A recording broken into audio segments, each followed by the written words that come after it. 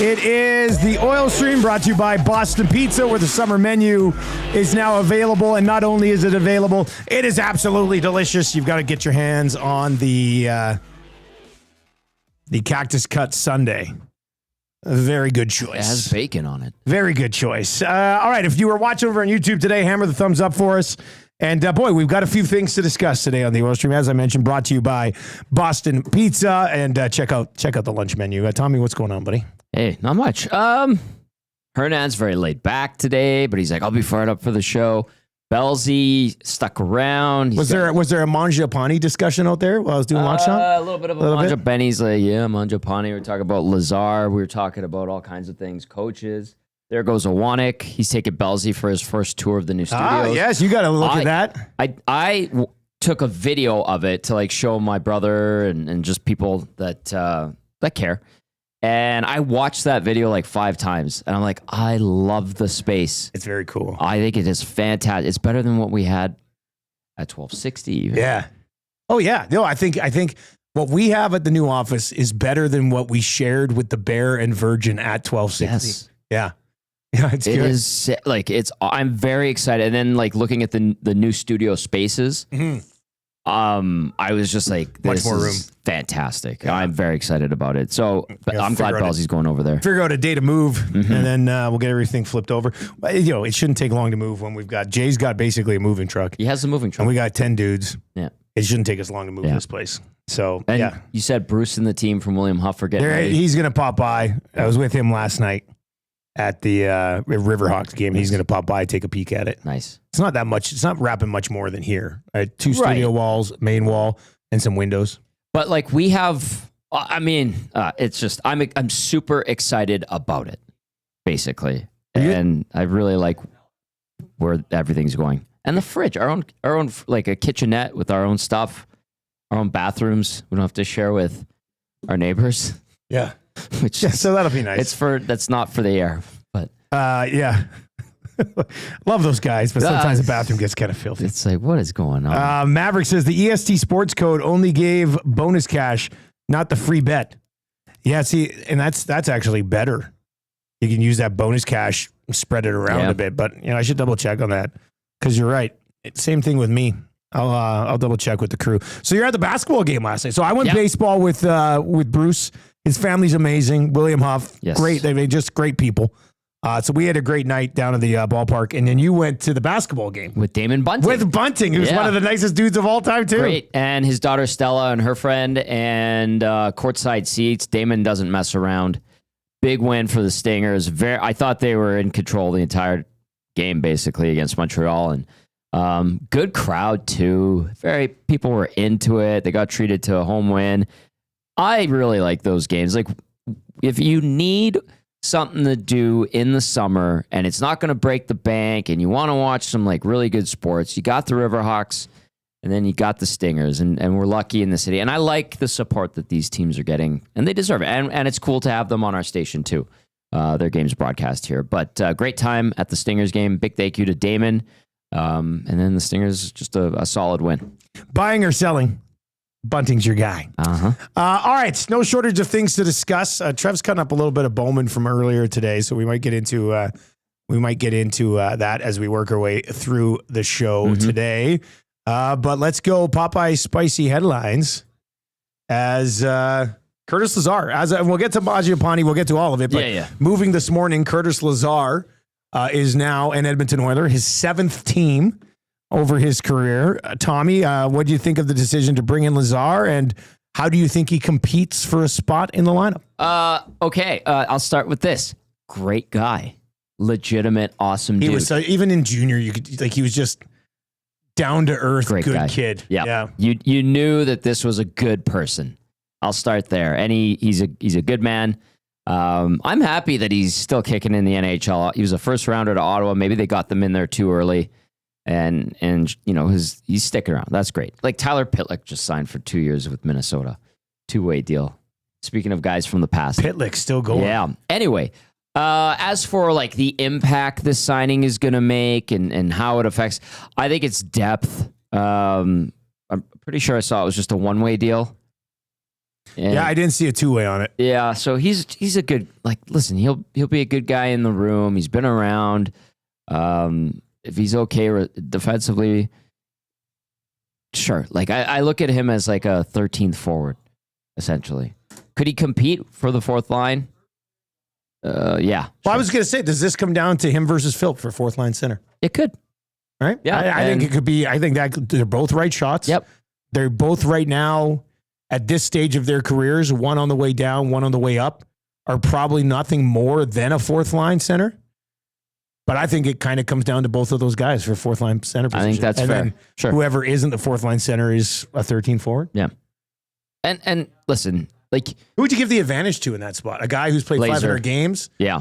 Or a guy who's been brought up in the organization? Lazar. You think so? I think Curtis gets an early vote of confidence, but it could help support Philp. Philp, probably if he can make it work. What did he tell Reed the other day when he was on with him? Philp said that they basically said, it's yours if you want it, so go get it kind of thing. I'm paraphrasing. Yeah. You want that job? We'll go get it. It's up to you, man. We'll give you a chance and take it. So just depth. And no, it's not going to excite many people, but I, for one, am happy because I personally really highly respect Curtis Lazar. And then, you could play a few games and give you some decent minutes, and that's great. All right. Do we want to hear a little bit of what Sam Bowman had to say earlier today? This was pre-Lazar. Not that he would have had a bunch of great answers for Lazar questions anyway. But right. Here's a bit from Stan Bowman earlier today, and we'll discuss coming out of it. Give us a thought on signing Andrew and the process behind it. Sure. Well, the reason we were interested in Andrew is multiple. Number one, we've been watching him for years now and like the contributions he can make in a number of different roles. Obviously, starting out with offensively, I think he's got the ability to play in our top six. He's got experience playing right and left wing, so some flexibility there, whether he's going to play with McDavid or Draisaitl. We could try him on both lines. Certainly he can score goals. He's had a good success doing that in his career. I think the other thing we like about him is just his ability to extend the play, to play sort of like a give and go game. He's an active player. He's also a competitive player. He's not the most fun to play against. We certainly played a lot against him when he was in Calgary. And I think you notice his ability to impact the game in a number of ways. So penalty killing as well is something that he's done, and he's been good at that. So in our conversations with him, we explained how we see him helping our team. It's really the ultimate versatile player in our top six. So we don't know which center he'll mesh the best with, but we know it's going to be one of those two. We definitely see him playing in our top two lines and contributing on our special teams as well. We know he can play on the power play, so we've got flexibility there as well. So overall, I think he checks all the boxes for the type of player that is going to bring a lot to the table with our group. And I think he's a big addition to this group. And I also wanted to follow up. Obviously, you lost a couple of players, notably Connor Brown and Corey Perry left. And I just wanted to see how you felt the roster look now a day after free agency, in your opinion. Sure. Yeah, we did lose a couple players that were, big contributors last year, and we certainly thank them for their time with us, and we wish them well. I think a lot of it was a function of, the salary cap having to have some flexibility. I think we weren't going to be able to meet their demands for fitting it into our puzzle. So we do have a few new faces coming in, but I think that that's not a bad thing. I think I've always said it's nice to have some new faces to come into your group. They bring a bit of a different energy. Like, they weren't here last year when we made the push and the year before. So I think they're hungry to get that far in the playoffs and, to be able to play in the Stanley Cup final. So I think having some, new voices as well, I think it's good. But the players that are gone we enjoyed having them here, but I do think we're turning the page forward and looking at, some different combinations that we can have now with some new players. I do think that's a positive, and it's something we're trying to build on. It is a little bit of newness to our group, and I think that'll help get us going next year. Thanks, Stan. We'll go to Reed Wilkins. Thanks, Jamie. Good morning, Stan. You mentioned Mangiapane being able to play on the top two lines. And when you look at your top six, is that sixth forward someone internally who might get an opportunity, or are you still going to have to look outside the organization to round out those top two lines? I would expect that probably to come from within. We've got a number of guys that played in that role last year. Both Kapanen and Podkolzin did for stretches. I do expect Matt Savoy to be on our team and to play a role. We got David Tomasek, who's played a lot of wing as well as some center.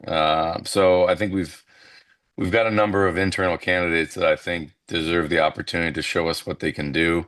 So I wouldn't be expecting to add any more players to play in that part of our team. I think if we're looking for anything else, it might be another body for more like the bottom six. But I think we also have Adam Henrique, who he's mostly played center here, but I think he's someone that we could use on the wing if we wanted to try him on the top two lines as well. That's an option for us. Now that we have Frederick in, who can play center, I think that gives us some flexibility. And Freddie can certainly play on the wing too, on those top two lines. So to give it a bit of a different look. So I think we've got a lot of options. I think that's the one thing I like about this mixture is obviously we know that Nugent Hopkins and Hyman and Mangiapane. There's 3 of the 4 wingers to play in the top 6. And the other one, we don't have just one person we're hoping can fill it. We're going to try some different looks, and I'm sure that the way Chris likes to mix and match, I'm sure we'll get a bunch of different players get the opportunity, and then we'll find out which one is the best fit as we move forward. There you go. That is the general manager of the Edmonton Oilers, Stan Bowman, earlier today on a call with the local media. I do like this one from Big Maple over in the chat. Nurse can play on the wing too, Bowman, in case we're in a pinch.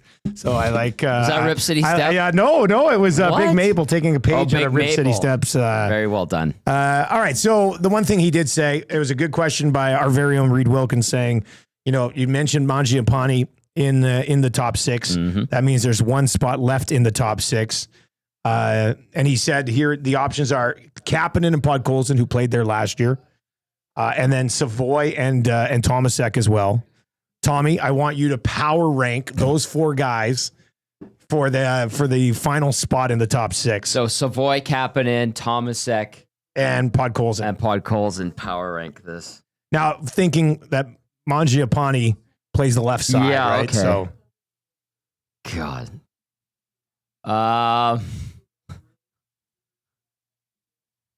Let's go.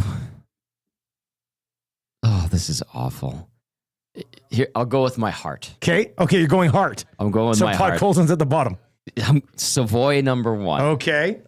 Yeah, I should have worked but I want to attack Podkolzin, Kapanen, Tomasek trifecta is right in your wheelhouse, isn't it? That's why when you laid this about on me, I was just like, come on. I'm going with my heart. I'm gonna go Savoy 1. Okay, that's a lot to ask for a young guy, but you know what? He did good last year. He's an all-star, and he's very strong in Bakersfield. So I'll go Savoy 1.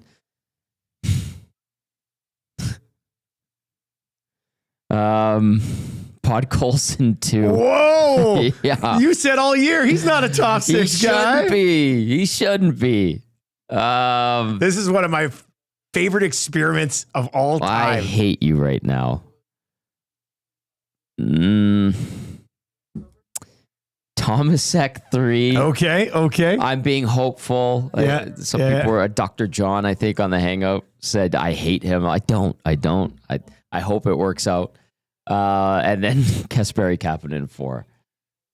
Okay. This stinks. I'll hop in this game. Please do. I'm going to give you mine And then let's talk about what the Oilers might be doing. Sure. Okay, so I'm going to go Savoy at 1. Great minds think alike. First crack at it. Okay. Savoy at 1. Okay. Tomasek at 2. Yeah. Trev tells me the story. He goes, so I tweeted out that link to every goal Tomasek scored last year. And I will say, when I went and watched it myself, I don't know if he's got the feet to be an offensive player in the National Hockey League. Like, the game's so different over there, having seen it in person a number of times. Yeah. The European game is way slower. Yeah. And guys who can, that good hands and a smart mind can find success over there. Lots of east-west. I'm not sure about the wheels, but we'll see. Yeah. But Trev tells me this morning, it's a great story. He goes, I watched your video on Tomasek. I said, yeah. And he goes, and there was one guy out there, he was flying. And I was like, who the hell is that guy? They should go get that guy. Please. Do you know who it was? It's got to be someone that played for the Oilers. Joachim Nygaard. No. I swear to God. Oh, I swear to God. Trev was like, I instantly thought, it's like Ray Finkel. Like, who the hell is that? Finkel and then it ended up being Nygaard. And I told him, I was like, this is a hilarious story.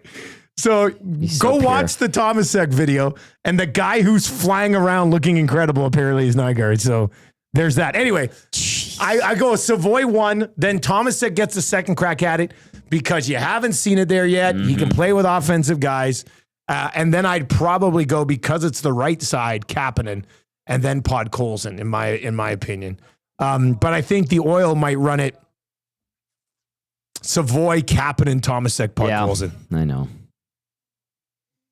But is that not a hilarious Nygaard story? Or Nygaard? What do we call him here? Nygaard? Well, people are like, it's Nygaard, it's Nygaard, it's Nygaard. It's like, we're still, all these years later. Who cares? How's Joel Persson doing? Joel Persson. I had his young gun. Sick. What's that worth? So we saw 33 games of Nygaard.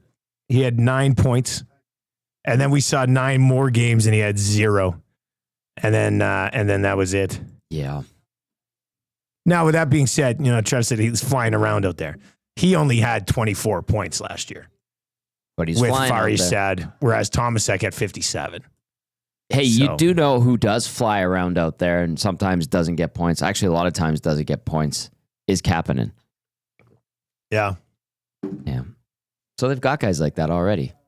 Well, hopefully Savoy can just be the guy. That would be, I think, that would be great. And then it would be a good trade. It would validate it even more. It would show that you're developing guys, not giving them a chance too early, making sure they're ripened, as Ken Holland would say. He likes his ripened players, clearly, with all the old guys he went and got yesterday. By the way, McLeod, 5 schmil per year. Yeah. Had more goals than hits at one point. That'll pretty much always be the case. Well, he had 17 goals and 16 hits last year. But what did he finish with numbers-wise? He had a couple of good, let me see here. Good stretches. And he had 53 points last year. Yeah. And it was plus 13 on the Sabres. And that's an awful team. I mean, that's worth $5 million. It is now, yep. Yeah, like that. When you look at some of the other guys got, McLeod, 20 goals, 53 points, plus 13 on the Sabres is, that's a $5 million season right there. Mm-hmm. So he turned more of an opportunity into a big payday. Good. So good for him. Great guy. Here's the thing that I worry. Look, we're going to talk about it for the next 2 months because we're not going on hiatus. I mean, we're sitting here all day talking about sports. Is that not what a radio station does? Yeah. So we're here for good. So we're going to be talking about this a lot. And I guess can I bring up an early concern with the second line? Of course. It sounds insane. Nope, that's fine. But if the end goal here is to beat the Florida Panthers, and if you're rolling in, and I know it's so far away, but I just want to point out that if you're going up against Florida and Leon Draisaitl's wingers are 5'9" and 5'10", yep. I don't know if that's a recipe to wear down the Florida Panthers. It's not. Those are two little guys. Yes. And Mangiapane has a penchant for playing bigger than he is, which I appreciate. Savoy, we got a brief look at him last year. Smooth, but yeah, I don't think he plays a big boy type of game. I wouldn't say he's soft. No, but he's just, no. I mean, physically, he's 5'9". Yeah, exactly. And he doesn't shy away from anything, but there is something to be said about being bigger and abrasive and all that. And like, listen, I know, like, if you want to point to Florida, they had a guy who's itty bitty in Brad Marchand. Hey, as somebody once said, it's all right to be itty bitty. Big old town and little old town and the big old. It's Alan Jackson. It's Alan Jackson's song. Yeah, not the Alan Jackson Experience. No. Who may be coming again to a tailgate party near you? Look up, baby. Yeah. Yeah, you're right. That is a good point, though, and I do think, and you can get bigger. You can add during the season, and no, I look at it July 2nd and go, that is not ideal. Especially if you're stacking it up against the Florida Panthers, who we saw beat the Oilers 2 weeks ago in the Cup final. Vera Montenegro says, the Oilers go looking for Leon's wingers tonight at the Riverhawks game. You see that? Anybody any man 5'7" or shorter gets half price off. That's hilarious. And any female 5'10" or taller gets 50% off. I love that at the Riverhawks game tonight. And it's singles night. Yeah. I'm going tonight. Are you going tonight? Yeah. It's a game that you'll be able to hear right here on Edmonton Sports Talk. That's right. A clear choice for Edmonton Sports. I'm going to tell you, I'm going with DVD and Pete and Kelly from Kelly's. Oh, God, of course. What are you guys doing after the game? I don't know. Straight to Kelly's. It was a highly entertaining in-game experience. Like, that Donovan guy. He's great. Is hilarious, He's phenomenal. That dude is funny. And when the mics are off, he's dirty. And he's hilarious. Well, he's in on the hangout. He was good. Oh, and but they got a great shtick. He's there. They have 2 in-game hosts. It's him and another one. Yeah. And then Graham up top. Graham is so funny. They've done a really good job. Oh, you'll have a fun time tonight. I'm looking forward to it. Yeah. I got basketball yesterday. I'm going to get my first Riverhawks game in tonight. I was talking to Mooner. I was with Mooner for a bit last night. And were you at Kelly's? Yeah. Oh, man. What a guess. It was great. Like, it was a chill, like. Well, it probably got a good crowd after the baseball game if you're still there. And it was nice. People were out and about, and Mooner's going, I think his dad's coming into town. He said Thursday, Friday, and Saturday. But I'll tag up with him and go to. Are you gonna find a tall girl tonight at the I love tall game? girls. Well, then you're going to the right place. I'm on the market. What? You're on the market? Yeah. That doesn't last for very long usually. It doesn't. But then it happens again right away. I know. All right. It is the Oil Stream. We are brought to you by Boston Pizza. Check out the new summer menu at Boston Pizza. Take our word for it. It's absolutely delicious. The Buffalo Chicken Caesar, Cajun Chicken Caesar wrap is delicious. That's a very, very good item. And we hit the headlines for Popeyes. They've got the chicken summer snack wrap locked and loaded. They're promoting their chicken snack wraps right now, and they're delicious. Yes, you can't go wrong with those. Yes, they are. All right, let's get to some of your text messages. And the conversation, of course, will continue throughout the day. EST afternoons from 1 to 3. I think Gager just rolled in. And then the Reed Wilkins show still to come from 3 until 6 today.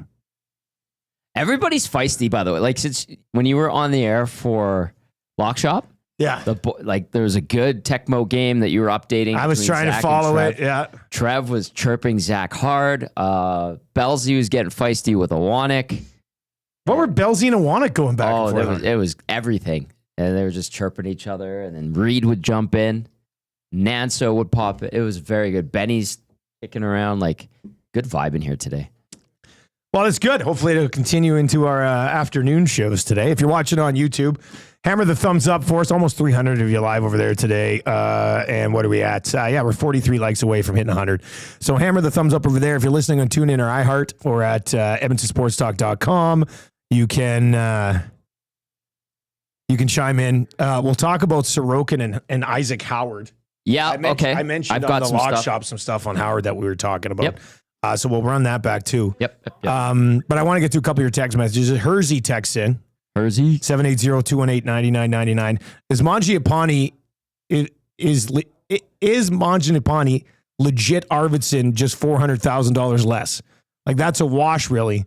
And all the other signings are not needle movers. So 2 summers in a row on July 1st, they've gotten worse. I just don't like where this is going. What do you think about that comment from Hersey?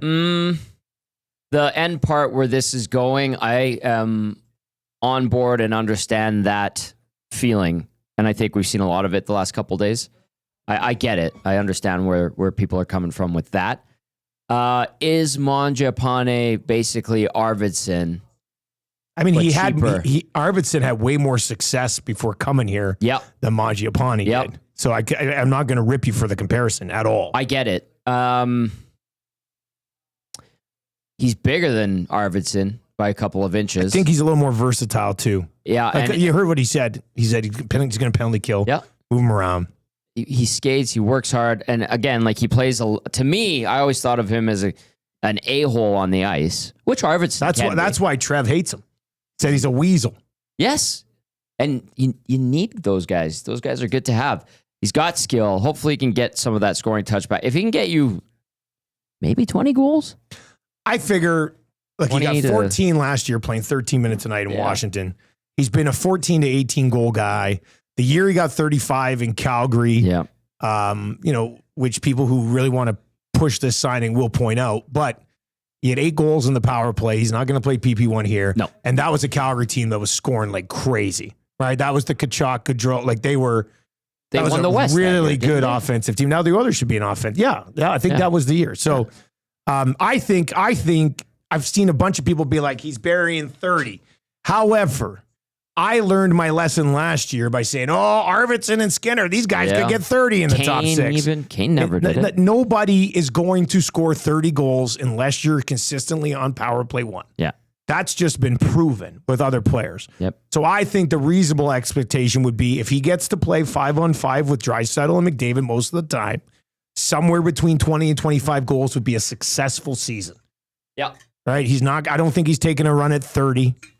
I think it's somewhere in that probably 18 to 22 goal range would be my expectation for him. 35 to 40 25 points? would be a really good season. With 45 points would be a really good season. Yeah. Look, if he's a 22 goal, 45 point guy, 3.6 is a good number. That's a fair number on him. Yep. And then just to finish on like Hersey's text and thoughts there, I think of Mangiapane. Like when that news came down last night, I was like, I think that's a good signing. I don't mind it. Like it wasn't great. Like the options out there. I thought that was a sneaky good pickup at a decent price, which might have some nice upside to it. So I look at it as an upgrade over Arvidsson if we're going to compare him to Arvidsson. Listen, it just didn't work for Arvidsson here. Not a good fit. Basically, since day one, he was disgruntled. Let them know, and they moved on from him. He's bigger, Mangiapane is, than Arvidsson. He can give you offense. The PK thing I think is important. PK needs a lot of work because it was dog poop last year, especially in the playoffs. I don't mind. I think it's a good pickup. Now, is it enough? Does it make the team better? Are they worse than they were last year on paper? Yep, I agree. I'm with people on that. But I will remind folks, you don't win the cup on July 1st. The team will evolve. It's going to look different, just like it did last year throughout the year. Same thing will happen this year. All right, let's get to a couple of other rumors. Tommy, what are we hearing is the latest on Isaac Howard and the Oilers' pursuit? Yeah, the price for him, I was told today, is like ridiculous. The Lightning are asking for a ton to get him out of there. And from an Oilers standpoint, I was told that the strategy might just be to wait until next summer and get him when he's a UFA. Okay, so that's the thing. He's not expected to stay in Tampa? Well, he's not expected to sign? Apparently he doesn't think he has an opportunity or a good opportunity. He just won the Hobie Baker. Like, why is Tampa not going to find? I don't get. I think that something doesn't add up to me here. The Hobie Baker is interesting because, like, there's a bunch of guys who don't. Yeah, no, I agree, but I mean, he looks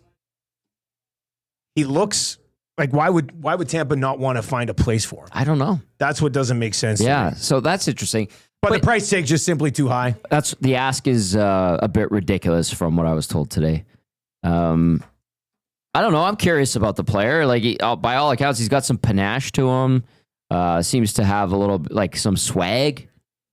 And well, maybe it's the swag that's making him think it could be he wants more opportunity than Tampa's willing to give him. And I'll add to that by saying too, like, because he's an American kid, right?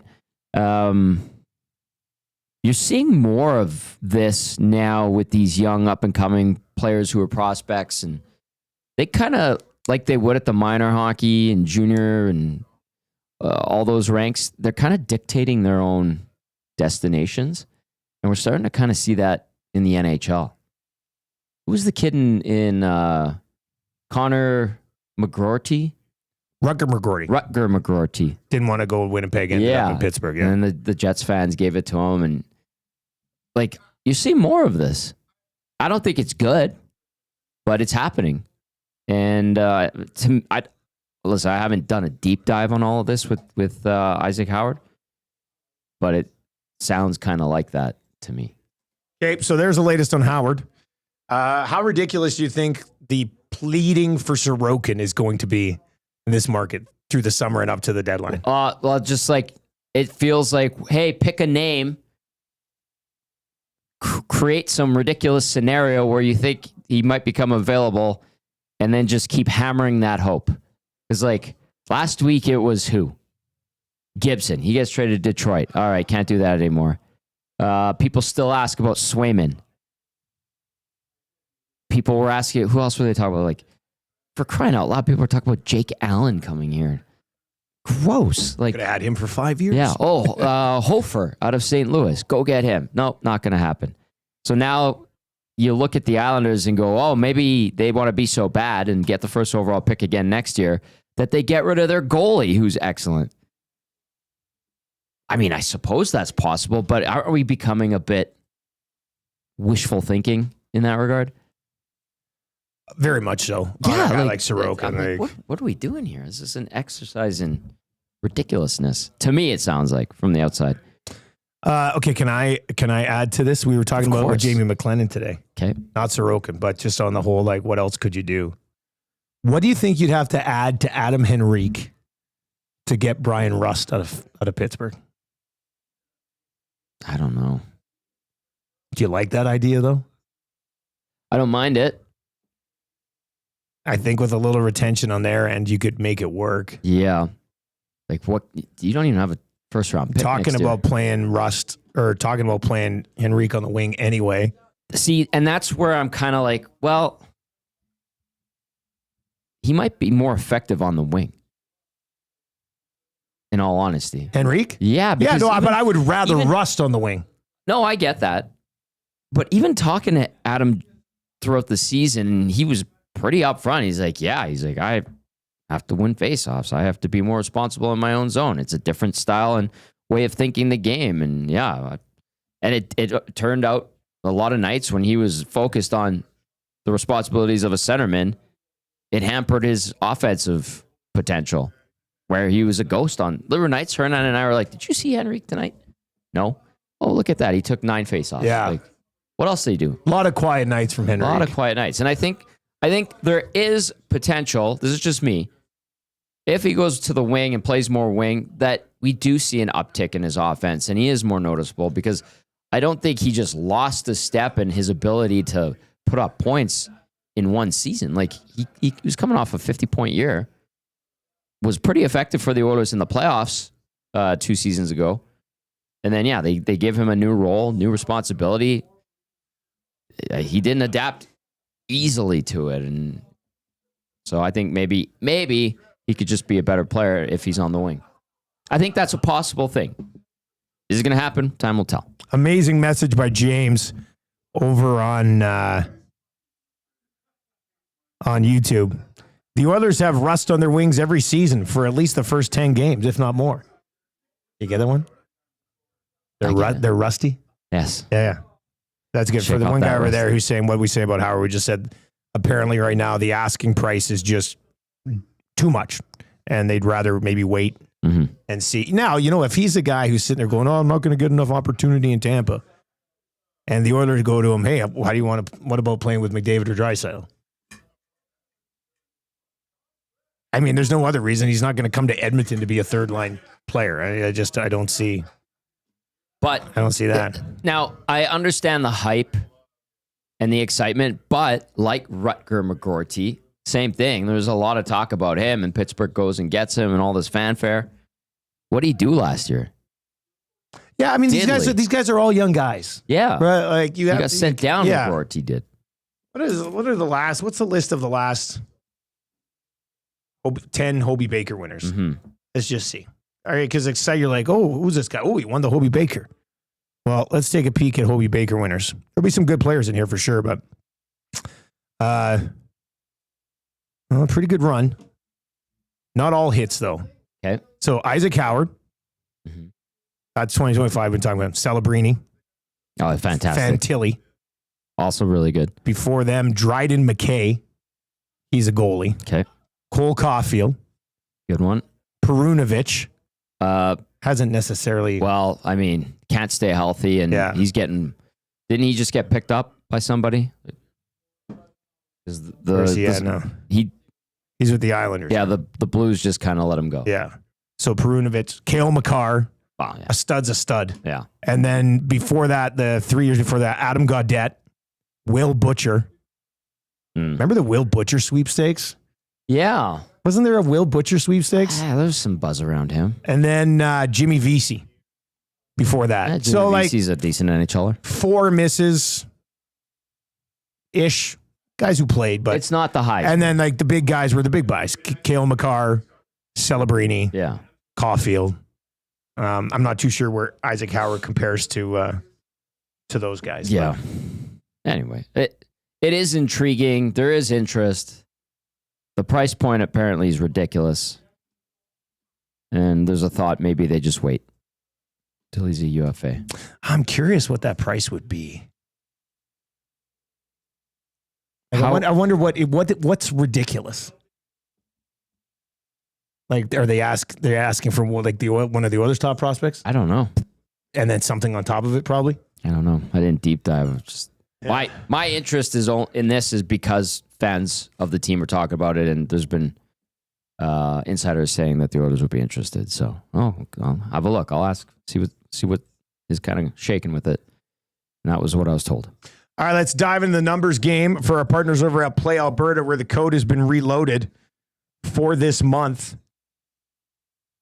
Deposit $20, use EST Sports, and you'll get 50. Nice. Good replies on Twitter to some of the questions that we've asked here during the show as well. If you've not yet downloaded the Play Alberta app, please do. And we've got some specials already up. The EST specials are as follows. If you want to go ride on these. Blue Jays to win, Springer with a hit, plus 200. Barger with a hit, Kirk with a hit, plus 120. And then a big number on our Lock Shot Partner Parlay, the golf parlay. It's been boosted to plus 1856. Probably got to sprinkle a $5 on that. Knapp, Clanton, and Thor Bjornsson. Sounds like a guy that the Oilers are going to sign out of Europe later. Stop it. Finished top 20 at the John Deere Classic. Thor Bjornsson, he's quick. Knapp and Clanton. That's the Lock Shop Golf Partner Parlay. It's up at plus 1856. You can find that over there as well. It's like the wind, huh? The numbers game. How about the numbers on Perry and Brown? Which one? Like the Brown one, I was like, good for you. Thankfully, that's not a contract that the Oilers gave him. Like, you see why Kapanen got 1.3. Right? Yeah. The Oilers are sitting there going, my God, they can't afford Brown. They can't afford Perry. Yeah. Might as well bring back Kapanen. But like, does Brown really demand that contract? Or is New Jersey just like, we love you. We want you bad? Yeah, was somebody else so hot and horny for Brown, they were like, we'll give you 3 years, $4 million per. And he's like, or 3 years, 2.5. He's like, the Devils are like, no. Like, was there a bidding war for Connor Brown? I don't know. I feel like there must have been if the Devils went 4 years on him at $3 million per. He's 31. They're going to be paying him at 35, $3 million a year. Like, good for him. He's a nice guy. I thought he had good moments. He contributed to the Oilers. Like, at times. Knee injury was awful. Yeah, you're right. At times is a fair way to describe it. Like, I'm wondering, did the Devils only watch him in the first 3 rounds? And then not all regular season, not at all last season? And go, that's our guy. That's our guy. Yeah, that contract, I was very surprised by. Good for him, man. Good for him. That's what I thought. And then I think, people here, I mean, obviously, like I said, if he got that contract here, people would be like, you idiots, what are you doing?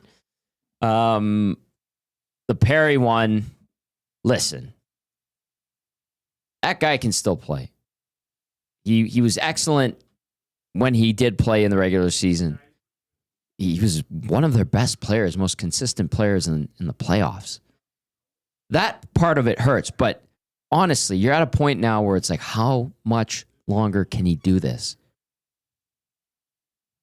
So I understand if there's frustration that the Oilers didn't bring Perry back from the fan base, but at the same time, you're like, guy's 40. I don't know. What do you got? You got $2 million, right? So I'm just looking at Perry's deal right now. We're in the numbers game here for Play Alberta on the oil stream presented by Boston Pizza. $2 million and then $500K at 10 games. Okay. $250K at 20, 30, 40, 50 games played. Okay, so that, I mean, if he plays the full season, that's 500,000 plus another million. So that's 3.5 million. Ooh. And then 125K for round 1, 250 for round 2, and another 125 for round 3. So if they get back to the cup final, I'll take more. But if he plays 50 games, he'll make 3.5 million. I hope he's which is a pretty 20 goals again. Or pretty good deal. Well, Chicago gave him 1 year, $4 million when they had to void his contract. Bargain deal last year for the Oil, I guess. Yeah. What was he, 1.4? Not 3.5, that's for sure. Yeah. No, I thought Kenny Holland had a great opportunity to seriously kick his team into overdrive, and they got older and slower and very familiar to everybody here, which is like, okay, well, I don't know if you're better now. Okay, so people aren't going to like this, but I guess what I originally wanted to get to for the numbers game was they don't have much cap space left. No. You save it now for the deadline. Sure. And this is a done deal. Lazar's been brought in to compete in the bottom 6. You've added a couple of vets in the American League. Mm-hmm. And Mangiapane. Like from a signing perspective, I think this bad boy's over. I think so too. There could still be some trades in the offseason, though. Sure. And they should probably be active in trying to maybe pull the trigger on something. But you should always be trying to improve. I think it's and so we can sit here and we can speculate on a bunch of trades and Rust and Raquel and Sorokin and all this stuff. But I think reality here is that the roster you see right now is the one that comes into camp next year. Yeah, probably. Big Uke says $8 million for Perry and Cece. Woof. How about Kenny Holland giving Cece $18 million over 4 years? Hey, good for Connor Brown. Good for Cody Cece could not have seen that one coming. Hey, was it you that had that text that was like, "Hey, we'll give you"? No, somebody else. That was a different funny. one, I think. Good for him, honestly, and he's a great guy, and he's a serviceable NHL defenseman, like 4, 5, 6 guy, whatever. Do you not think Ken Holland calls CC's agent and says, "Hey, tell us what you're looking for"? So then CC and his agent says, "Hey, let's ask for something insanely ridiculous because you have to start high." Sure, right? That's how it any works. negotiation would start high. Yeah. So they go, "Well, it would be hilarious. 4 years at 4.5 million per. They'll never do it. But let's start there, and then eventually maybe we'll settle at 3 or 3.25 for 2 years." So they call Kenny Holland, say, "Here's the offer." Holland pulls out the old guide and record book, as one flips does, to CC's page, and then calls him back immediately and goes, "Done." You got it. Because think about this, they settled on 4 years, 4.5. What were they asking for? Was Cody Cece asking for 5.5 million a year? I don't know how. Where you played the majority of the season in San Jose, you get your breath of fresh air in Dallas. Play pretty good for Dallas, actually. And all of a sudden you're like, I need a raise. My last big ticket. And you got it. He got his last. You know what? Screw it. I'm saying it. Cody Ceci was the biggest winner of free agency. Yes. Pulling off 18 mil for 4 more years. Good for him. I also think, and Kenny kind of did this when he was here. He gave these guys these long-term contracts. There's a ton of anchors beside Oiler players' names on the roster still when it comes to, look, I'm referencing Puckpedia here. I think he was kicking the can down the road here with those deals because he knew he wouldn't be around or likely wasn't going to be around, which turned out to be the case. I think he's kind of doing that in LA too. They gave him, 2 years and an option? Who's this? Ken Holland. Oh, Holland, yeah. Is that what he got? I think so. I'm trying to remember off the top of my head. Anyway. They basically, I think, are just bringing him in to say, build a team that'll beat the Oilers. Well, I don't know. Well, this Oilers team, it might beat, but I don't think the Kings got better. Especially after losing Gavrikov. I don't like their goaltending. But yeah, it's like, really? That's what you're going to do, LA? I was surprised by it. So, but I think Ken Holland too is kind of just like, well, I'll give the guy his term. I could throw some money at him. I've got the green light too. See if we get better, and if not, then I'm not going to be there anywhere. So who cares? Troll texts in and says the CC deal is awful. I like the player, but not at that price. I understand it. Kersey asks us, how does the Frederick deal look after 2 days of free agency, do you guys think? Well, I'd way rather have Frederick than Tanner Janot at that number. He got 5 years, 3.5 in Boston. Man. That dude has literally done nothing for almost 3 seasons now. Well, he's gotten bounced around a couple of times, right? We didn't see him in the playoffs because he was hurt. I think the Frederick deal looks a hell of a lot better. Mm-hmm. Like, would he have gotten 7 somewhere? Not sure about that, but he would have gotten more than the number that they locked him in at. Yeah. So that's a positive. It's very interesting.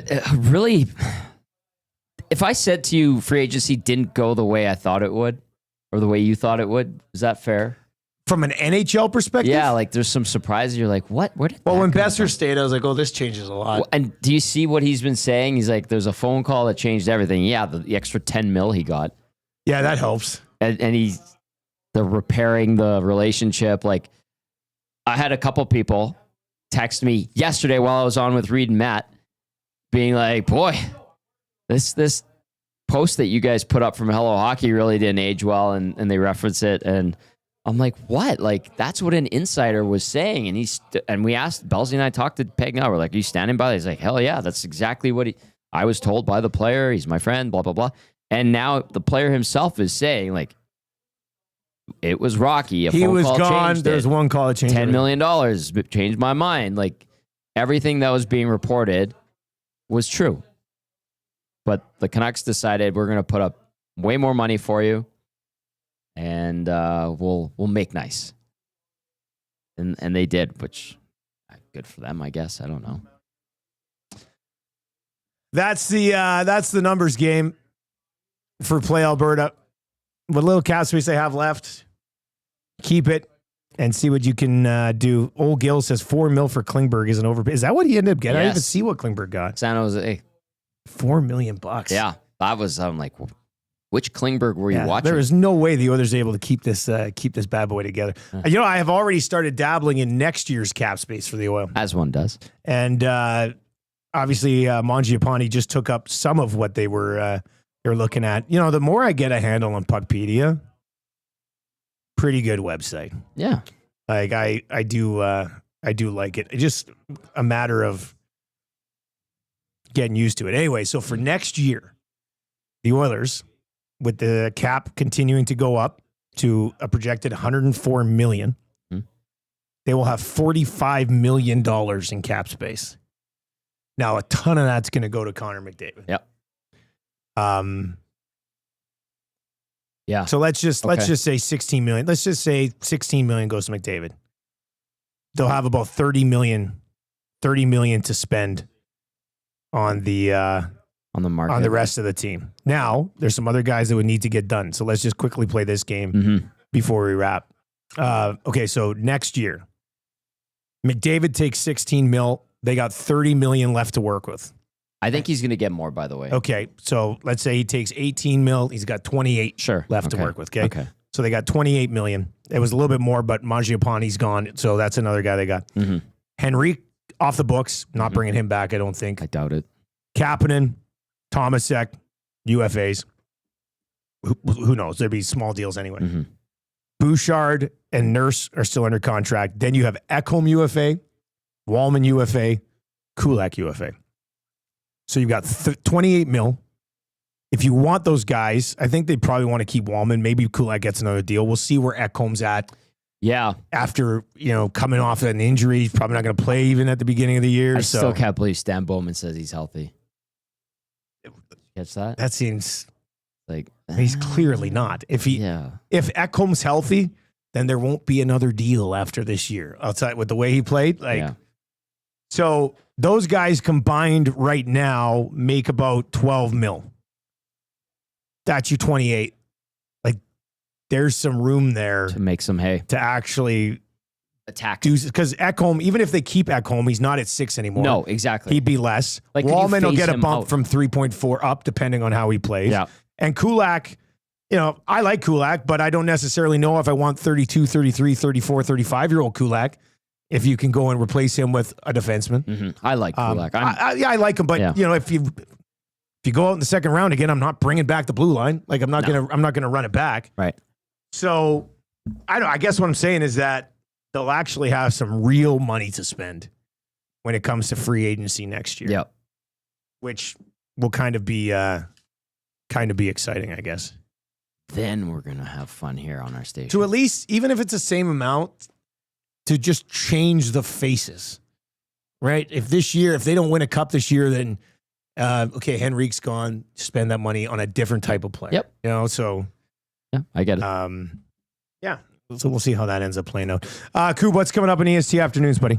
Well, lots of Oilers discussion. Curtis Lazar, the former Oil King who won the Memorial Cup in 2014. We'll be talking a lot about that. Andrew Mangiapane, free agent recap, and Gager, myself, and Hernan will be ranking some of the trades or signings from free agency. Derek Van Diest will also check in from NHL.com to give his perspective on things. Mm-hmm. And then we'll touch on this day in sports history as well, which is always a fun segment towards the end of the show. But it will be a busy show talking all things Oilers.